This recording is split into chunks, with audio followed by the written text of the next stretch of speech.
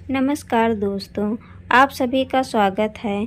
आज मैं आपके सामने जो स्टोरी लेकर आई हूँ, मुझे पूरी उम्मीद है कि ये स्टोरी आपको ज़रूर पसंद आएगी। तो चलिए, आपका ज़्यादा समय ना लेते हुए इस कहानी को शुरू करते हैं। काजल कॉलेज कैंपस में बैठी थी। जब उसके क्लास पूरे हुए तो वह अपनी सहेली के साथ बातें कर रही थी। उसे रास्ते में जाते समय रुचि दिखी। रुचि को आवाज़ दी, रुचि इधर आओ। काजल की आवाज़ सुनते ही रुचि काजल के पास गई। दोनों बातें करने लगीं। बातचीत के दौरान अचानक काजल को याद आया कि उसने सुना है कि सुमन ने आत्महत्या कर ली है। इस बारे में रुचि से जानना चाहा। सुमन काजल और रुचि की बचपन की सहेली थी। रुचि और सुमन दोनों एक दूसरे की पड़ोसी थी और काजल दूसरे गांव में रहती थी। भले ही सुमन की तीसरी शादी की गई, लेकिन उसने आत्महत्या क्यों की, ऐसा सवाल काजल के मन में आया। दरअसल वह अपनी प्यारी सहेली की आत्महत्या से बेहद दुखी थी। सुमन 9वीं कक्षा में थी तभी उसकी पहली शादी हुई थी। सुमन देखने में बहुत सुंदर थी। वह होशियार, शालीन और भविष्य के सपनों को रंगने वाली लड़की थी। उसने अपने जीवन में कई सपनों को चित्रित किया था, पर घर के लोगों ने उसकी ज़बरदस्ती शादी करवा दी। काजल के पास इतने सारे सवाल थे कि वह नहीं जानती थी कि रुचि से कैसे पूछूं, लेकिन हर बात की सच्चाई जानना चाहती थी और आखिर में रुचि से पूछा कि सुमन ने आत्महत्या क्यों की। एक क्षण के लिए रुचि चुप हो गई। जल्दी से उसके मुंह से शब्द निकल ही नहीं रहे थे। उसने गहरी सांस ली और बोलना शुरू किया। 3 साल पहले सुमन की शादी कबीर नाम के शख्स से हुई थी। वास्तव में उसकी बहुत अच्छी ज़िंदगी चल रही थी। दोनों एक दूसरे से प्यार करने लगे थे। जब भी ये दोनों साथ में बाहर जाते तो सभी कपल इनसे जलते थे। कबीर और उसके परिवार के सभी सदस्य अच्छे स्वभाव के थे। जैसा उसने सपनों में जोड़ीदार सोचा था, वैसा ही उसे अपना पार्टनर मिला था। उसके घर की स्थिति मध्यम थी। कबीर का एक छोटा सा होटल था। उसमें से उसके सारे खर्चे बांट देने के बाद कुछ पैसे बच जाते थे। घर की हालत बहुत साफ सुथरी थी। एक दिन वह होटल से घर बाइक पर आ रहा था। एक बड़ी कार से उसका बहुत बड़ा एक्सीडेंट हो गया और इसमें उसे काफ़ी चोटें आईं। हादसे के बाद उसे अस्पताल ले जाया गया, लेकिन सिर में गंभीर चोट लगने के कारण इलाज के दौरान उसकी मौत हो गई। सुमन को बहुत दुख हुआ, लेकिन उसके ससुराल वालों को गलतफहमी थी कि कबीर की दुर्घटना सुमन की वजह से हुई है। वह मनहूस है, ऐसा उनको लगता था। उनमें से कोई भी उसे समझ नहीं पाया। कबीर के जाने के बाद कुछ दिनों के भीतर ही सुमन को घर से निकाल दिया गया।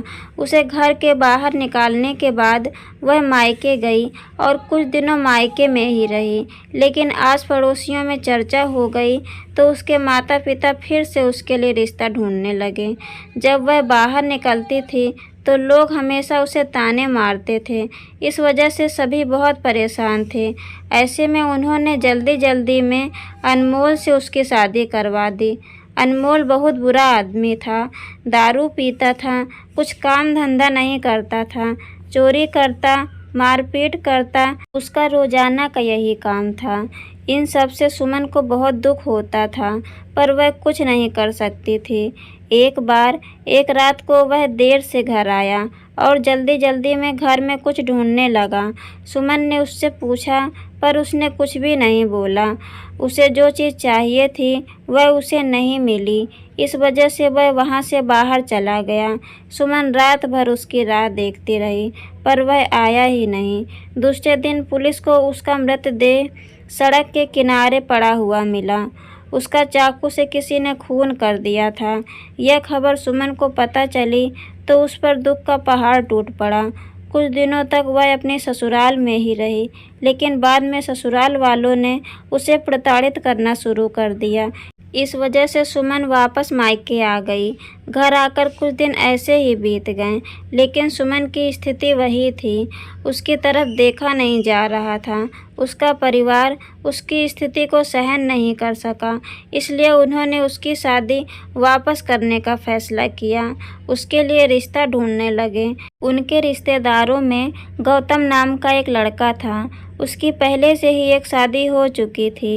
गौतम से सुमन की शादी करवा दी गई। सुमन बहुत खुश थी। शादी हुई और कुछ दिनों बाद उसे मालूम हुआ कि गौतम को ब्लड कैंसर है। इस बात का पता चलते ही उसके हंसते हुए चेहरे पर फिर से दुख की छाया पड़ गई, लेकिन उसने हिम्मत से इन सब का सामना करने का फैसला किया। 5 महीने तक अपने पति की सेवा की, लेकिन आखिरकार 5 महीने बाद उसके पति गौतम की मृत्यु हो गई। वह इस दुख से बहुत तंग आ चुकी थी। कुछ दिन बीत गए, लेकिन बाद में ससुराल वालों ने उसकी जिम्मेदारी लेने से इनकार कर दिया। उसे घर से निकाल दिया। उसके बाद वह फिर मायके चली गई, लेकिन उसके माता पिता और उसके भाई भाभी ने भी उसे घर में आने नहीं दिया। सभी तरफ से रास्ते बंद हो चुके थे। उसे उम्मीद की कोई किरण नज़र नहीं आ रही थी। अंत में उसने खुद को ख़त्म करने का फैसला किया। सुमन की यह कहानी सुनकर काजल की आंखें आंसुओं से भरकर बह रही थी। पूरा दिन वह सुमन के बारे में सोचती रही। क्या इन तीनों घटनाओं में बेचारी सुमन का कोई भी दोष था? क्या उसके माँ बाप को सिर्फ उसकी शादी कर उसे हर बार किसी के पास भेज देना सही था? वो उसे अपने पैरों पर खड़ा करने की कोशिश भी तो कर सकते थे। सच कहो तो सुमन की जान उसकी बदनसीबी ने नहीं, उसके परिवार की, उसके आसपास के लोगों की छोटी सोच ने ली है। वो बेचारी मनहूस नहीं, बदनसीब थी, क्योंकि उसके आसपास ऐसी सोच रखने वाले थे। दोस्तों, ये स्टोरी आपको कैसी लगी कृपया कमेंट में ज़रूर बताएं, और ऐसी ही इंटरेस्टिंग स्टोरी सुनने के लिए प्लीज़ चैनल को लाइक, शेयर एंड सब्सक्राइब ज़रूर करें। धन्यवाद।